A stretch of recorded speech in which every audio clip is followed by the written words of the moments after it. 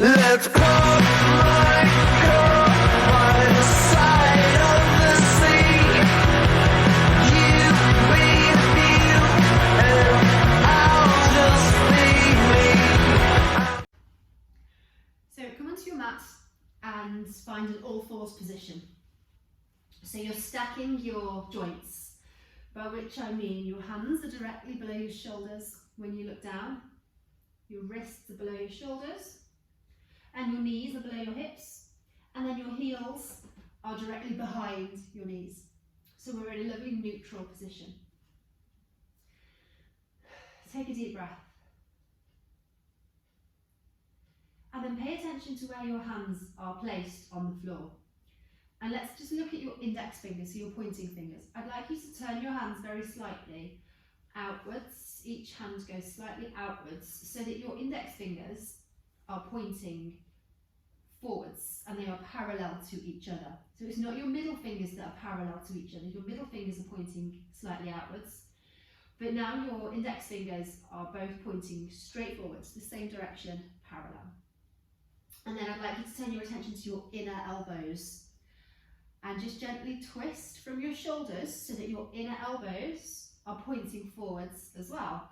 And you should get a lovely squeeze just on your lats here, those muscles at the side of your back, where your wings would be.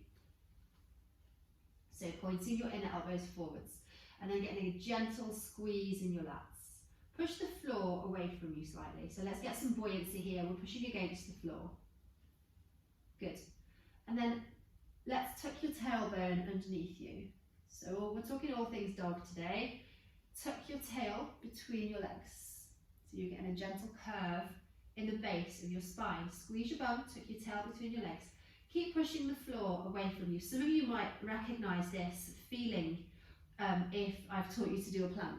So if we were going to do a plank, we'd come straight back here from this position. So you should get a squeeze in your belly, your tailbone's tucking under, you're pushing the floor away and your shoulders are separating behind you and your inner elbows point forwards. Let's tuck your toes underneath you. And then keeping on with that feeling of pushing the floor away, lift your knees up and push your hips back. Keep pushing the floor away. Don't do this in a necklace, it gets in the way, as I'm just discovering. Okay, settle in here. Wag that tail from side to side. And then let's start with our hands again. So repress your hands into the floor. So you're still pressing the floor away with your hands. And press really strongly into that L shape that your index finger and thumb makes. So that inner edge of your hand. Push down into the inner edge of your hand. Keep your inner elbows gently turning forwards. Kind of feels like you're trying to hide your armpits from anyone who's next to you. If you're in a line of people all doing the same thing. Hide your armpits. Good. Take your head. Shake your head from side to side. Let your neck relax. Crown of your head points towards the floor. Chin tucks into your chest a little bit. Keep pushing the floor away. So you're aiming your hips as high as you can. Get your hip creases in the front of your body, the front of your hips, where you find that crease as you bend forwards. Lift them up. Good. Does not matter if your legs are straight or not here. Now, this is quite a hard pose to hold for a while, so anytime you need to, come onto your hands and knees. That's fine. Reset everything, shake your arms out, and then we'll come back to it. It's quite an intense pose to keep holding. So come on down, and then reset. What can be quite nice after you've held it for a while as well is if you take your hands and turn them so that your fingertips, your fingers, are pointing towards your knees. There we go. It's a hard one. In a good way. Just stretching your arms the opposite direction. Get a nice stretch in your inner forearms. And then we'll come back to it. So take your hands forwards, find the hand placing that we've discussed. So fingertip, start again. Index fingers pointing forwards. Push down into the L shape. Inner elbows forwards. Tuck your toes under. And then see if we can come straight back into it. So push your hips up and back.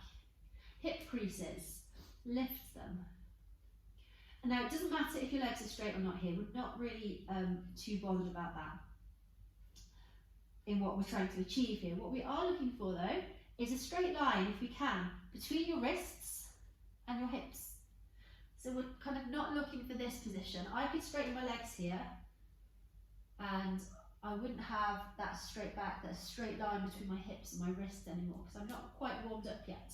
So I want to get a straight back first of all. So it's almost like I'm trying to push my chest into my knees, chin to chest.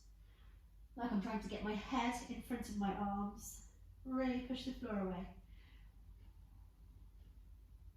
Push into the floor to lift your hips, and then come back down onto hands and knees. So we'll just keep taking some rest breaks. Take your hands again and let's turn them the opposite way. So turn your fingers to face your knees.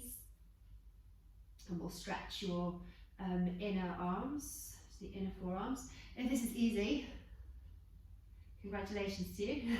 If it's easy, you can just lean slightly back, or if you want a bit more intensity, gently lean your hands back. Keep your wrists on the floor. You don't need to move very far, well I don't, before it feels a little bit more intense, or a lot more intense. This isn't something that dogs do, this is something that I do. Anyway, back to the dog. Maybe it's a cat thing. Shake your wrists down. A lot of pressure going through them. But they do get used to it, I promise you. Okay, set your hands up again. This time we're going to take a little bit more attention into our legs and our feet. So remember, we're looking for that lovely straight line between your wrists and your hips. So bend your knees as much as you need to, and then lift your hips up and back. Bend your knees. Keep a really deep bend in your knees now, so that you're resting your belly on your thighs. So really just rest that belly and the bottom of your rib cage on your thighs. Straight arms, chin to chest. Push the floor away. Keep your belly glued to your thighs. That's how bent your knees are. And then look at your heels. You want to be able to see your heels, the inside edge of your heels. So your feet are parallel, but they're not, so that your heels aren't pointing out. Your feet are parallel and you can see your inner heels. Good. Take a deep breath in and out. Push the floor away from you. And then push your feet into the floor to lift your hips. Okay, it's quite a subtle movement. I don't mean do that. I mean push down. Push your feet into the floor, and that will help you lift your hips slightly. They should feel like they're a bit more buoyant. Push your hands into the floor to lift your hips. Push your feet into the floor to lift your hips. Now this should feel like a really, really strong position now. You should feel like your legs are working and your arms are working, and you've had to tense your belly a little bit. And you're probably not breathing. Let's come back down to hands and knees. And then lift up and really just take all of the weight off your arms. Shake them. Feel the muscles loosen and wobble. Feels nice. So I've talked about this quite a few times. So if you train with me, you'll already know this, but we talk about pushing down into the floor to get the strength to lift something up, whether it's a kettlebell, whether it's a deadlift bar, or whether it's, in this case, our own body. So this is a closed chain movement, which means that we're using the floor, we're using all of our, we're using our hands and our feet into a surface, and we're pushing against it. And the more we push, the more force we are using, the more benefit we get out of what we're trying to do. So the harder you push down into the floor, the more intense and powerful this stretch is going to be. So this is definitely not a passive movement. We're not just flopping on the floor, waiting for our body to open up. We are teaching it how to do that.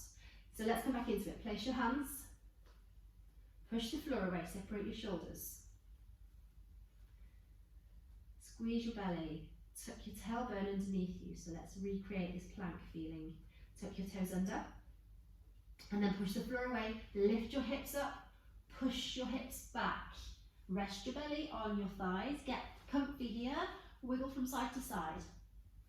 Chin between, no not chin between, ears between your arms, chin to your chest. And then let's push. So push the floor away with your hands, and as you push the floor Down and forwards, away from you with your hands, you'll feel your hips lift. And then take your feet and do the same thing. Push down into the floor with your feet. So you're pushing your feet towards the floor, pushing your heels down. And instead of working to straighten your legs, you're working to lift your hips, whatever that looks like in your legs. Let's breathe here, shall we? So breathe in through your nose. And breathe out through your nose. Every time you breathe in, push more into the floor with your hands. And every time you breathe out, push down into the floor with your feet. Keep working through that. Now you might feel like you need to shorten your stance a little bit. You might feel like you need to adjust your hands very slightly, a bit closer to your feet maybe. Breathe in and push your hands into the floor. Breathe out and push your feet into the floor. Both of those actions should lift your hips. You probably want to come out of this now, am I right? Let's come down, hands and knees. Good, well done. Lean back, shake out. So you can feel how strong a position that is. And as we've been working in it for a good 5 minutes now, it probably doesn't feel like that restful home position that some of you have come to consider it. So let's stretch everything out, shake everything out, sorry. And we'll come back into it one more time. And we're going to aim to do 5 breaths in this position. So try and put everything together and make it feel like it all comes together as one circular movement. So you're pushing down into the floor with your hands as you breathe in and getting that length here. And then you're pushing down into your feet as you breathe out and getting the length in your legs. So place your hands. Separate your shoulders. Get your inner arms pointing forwards. Take your tailbone underneath you. Lift your hips up and back. Get your necklace out of the way.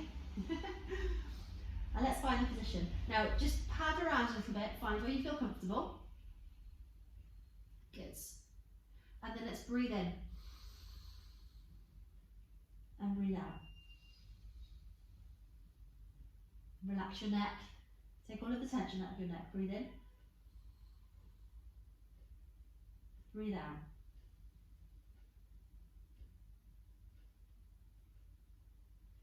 Feel like you're trying to widen your hip bones away from each other. Take your attention to your sitting bones, which are aka your bum bones. Keep breathing in and out. And separate those sitting bones if you can. I mean, they won't separate, but that's the idea we're going for. We're going for a bit of breadth between them.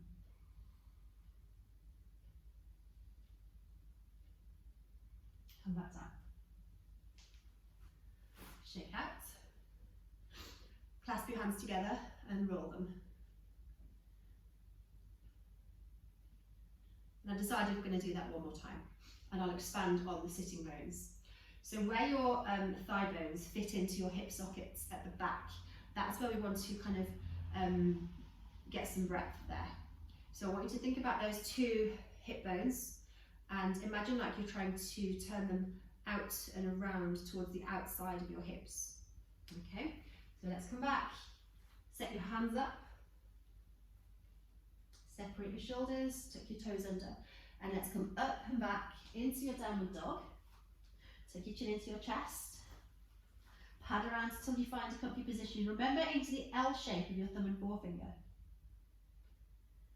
And then taking your attention to your thigh bones, imagine like you're trying to wrap your thigh bones outwards. So your thigh bones, your inner thigh bones are turning out towards the outside of your thighs. But at the same time, keep your inner heels within your vision. So you're not just turning your toes to point towards each other and turning your hips out. You're keeping your feet where they are, and you're getting that width, that breadth between your sitting bones, very, very subtly, just with that slight outward turning action of your thigh bones. Another way to think of it is turning your inner thighs in and up towards the ceiling. But keep your inner heels visible. So you have to really stick your feet really more powerfully into the floor. Let's come out of it. Downward dog has never felt so strong, has it? Let's counter it completely and visit another dog. Let's go into upward dog.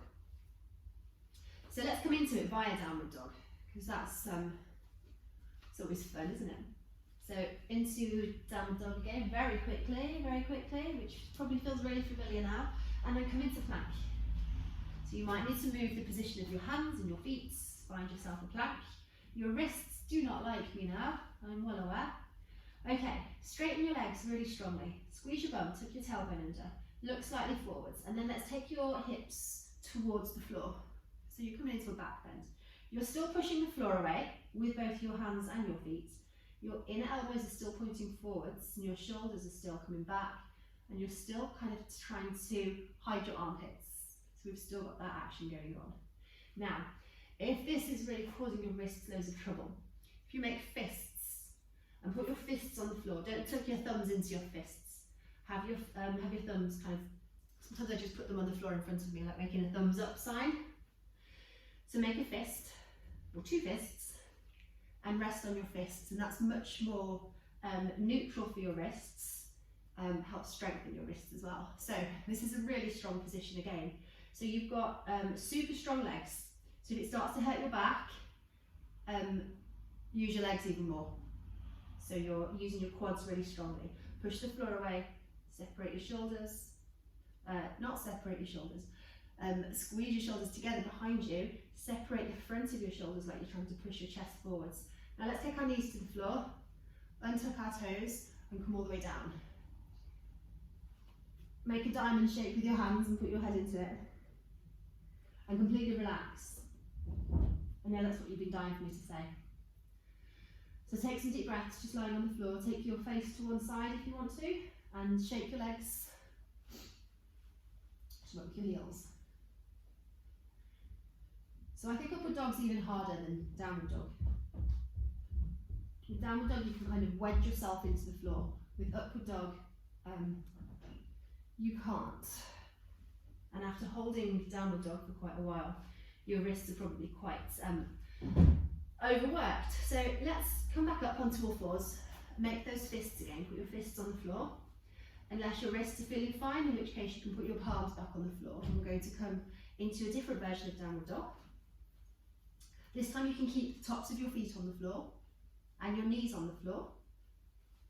And we'll just hold that position here.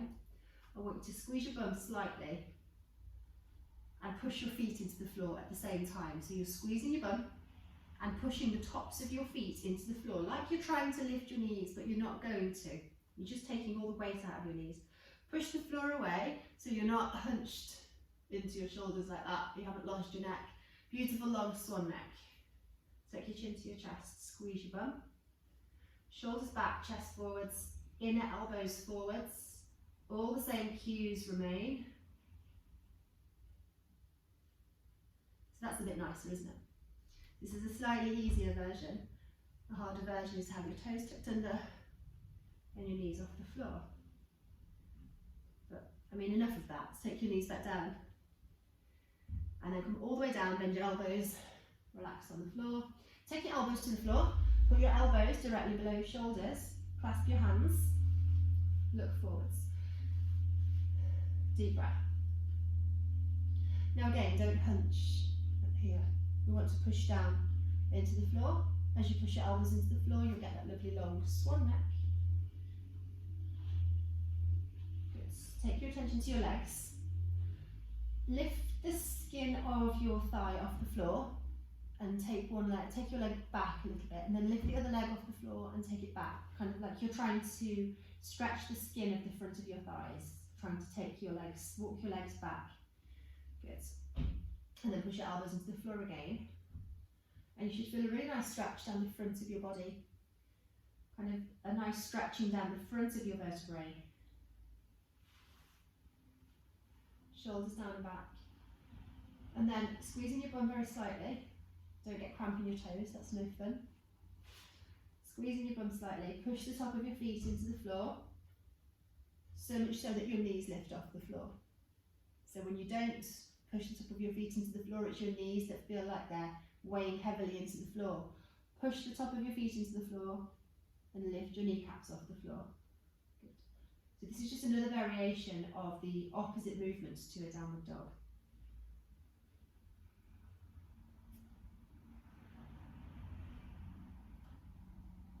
Good. Okay, let's relax. Come back up onto all fours.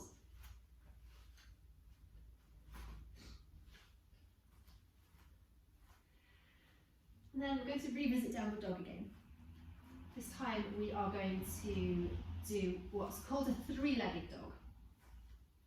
We're only going to spend a few seconds in each repetition of this. So set your hands up, set your feet up, and then let's see if we can really smoothly come back into our downward dog. Yeah, remember this? Doesn't feel so bad anymore after all those upward dogs, does it? So three-legged dog. We've got 4 legs at the moment, so we need to lift something off the floor to make it 3 legs. So transfer the weight onto your left foot and both hands. Don't transfer all of your weight onto your left hand. Keep your weight equal between both hands. So both hands and left foot, and then you're going to lift your right foot up and back, point your toe, like so. Keep the weight even on both hands. Good. Three-legged dog. Swap sides, take that leg down. Transfer the weight onto your right leg and both hands. Lift your left leg up, point your toe. Your graceful thoughts, squeeze your belly, push your hips back. And put your foot back down. Get back onto all fours. So if you were looking at yourself in the mirror then, it would have looked very beautiful and graceful. I have no doubt. Let's do it again. So find your downward dog, which should be a nice smooth transition now. Pushing up and back, push the floor away. Transfer your weight onto your left foot and both hands. Lift your right leg up, point your toe as high as you can. And put it down. Change sides. Point your toe. Put it down. Let's do it again, change sides, like you're walking. Kind of like you're walking your dog, yeah? See what I did there? Change sides, left leg up, left leg down. One more time, change sides, right leg up, promise, one more time. Right leg down, left leg up, point your toe, left leg down. Come on to all fours. So you should have felt a really nice hamstring stretch there. So a downward dog is a hamstring stretch anyway. But having just one leg on the floor really intensifies that stretch and it helps to single out each leg. Lovely. Come back to all fours. And then let's come into upward dog again. So this time, well, any upward dog really that you fancy. So you can come up here with your knees off the floor and your toes tucked under, or you can have your knees on the floor and your toes pointed away from you and the top of your feet on the floor. So either one of these two variations is fine. And then we're going to what I think is amusingly called chase your tail. So you know where your tail is. And what you're going to do is rock your hips over to the right, like you're trying to put your right hip bone on the floor, and look over your left shoulder. Kind of like you're trying to chase your tail. See? And then let's change sides. So rock your hips over to the left, like you're trying to put your left hip on the floor and look over your right shoulder. So pushing your left hip towards the floor, looking over your right shoulder. And change sides. If you need to, remember, put your wrists, make fists so that your wrists are neutral. You're a little bit higher off the floor as well, which is quite nice. So try to touch your right hip to the floor, look over your left shoulder. Now, your hips won't touch the floor here, probably. It's just a direction. But you should feel a really nice stretch in the front of your right hip here. A nice twist in your spine. Come back to the middle. Turn your left hip to the floor, look over your right shoulder. You could even turn your toes very slightly to point to the right here. Come back to the middle, unless you're on your toes like this, in which case, well, you can actually, there we go, turn your toes. So pushing your right hip towards the floor, look over your left shoulder. Come back to the middle. Think we're even. Come all the way down. Good. So come onto your elbows. Let's come all the way to the floor, shall we? So make that diamond shape with your hands, or you can make two fists and stack one fist on top of the other fist. Yeah, do this actually, it's nicer. So stack one fist on top of the other fist, have your elbows apart, and take your forehead onto your top fist. Breathe into your belly. As you breathe into your belly, you can feel it pushing into the floor. So feel your belly expand and push into the floor. Breathing in and out through your nose. Try and relax everything now. So relax your lower back particularly, which isn't quite a lot of work. You can rock your hips gently from side to side. And sway your heels at the same time.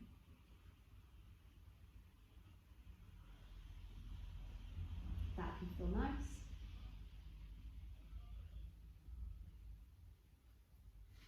And then we've got one more dog related movement left, but I promise you'll like this one. I mean, you'll have liked everything else we've done as well, but this even more. So come up onto all fours.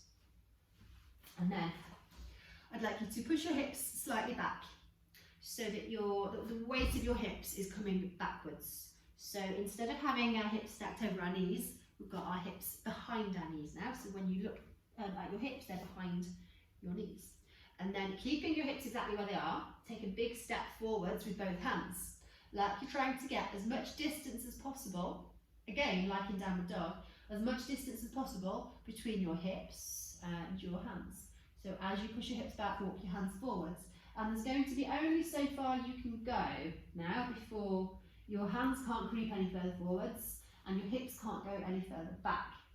Your hips are still as high as they can be in this position, whilst still being behind your knees. Does that make sense? So your hips could be higher here, but they're not behind your knees. So we want them behind your knees and high, so they're not down here and low. So find that happy spot. Creep your fingertips forwards even more. Take your forehead onto the floor. Get your necklace out of the way again. Forehead on the floor. Take all of the weight out of your head. Creep your fingers forwards even more. And then let your elbows flop down. So elbows are heavy, hands are heavy, forehead is heavy, hips are heavy. And your spine should feel like it's having a lovely pull in opposite directions.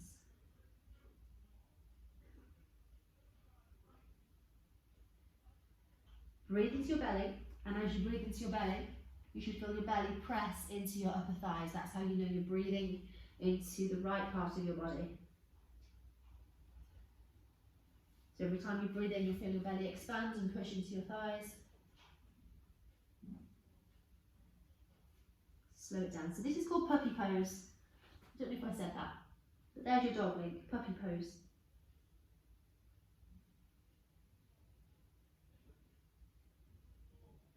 So if at any point during any yoga routine that we're doing, downward dog just becomes a little bit too much for you, this is definitely an alternative.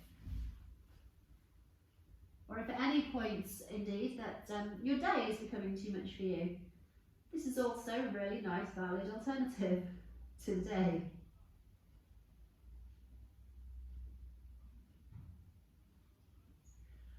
And then work your way back up to a sitting position. Lovely. So downward facing dog and upward facing dog.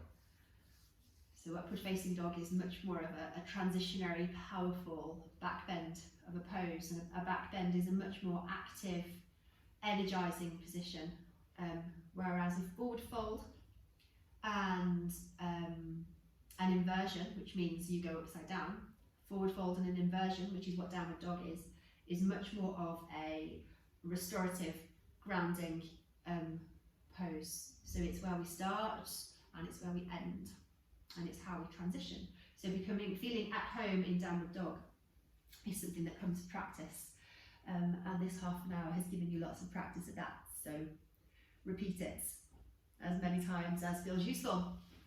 Well done, hope you enjoyed it.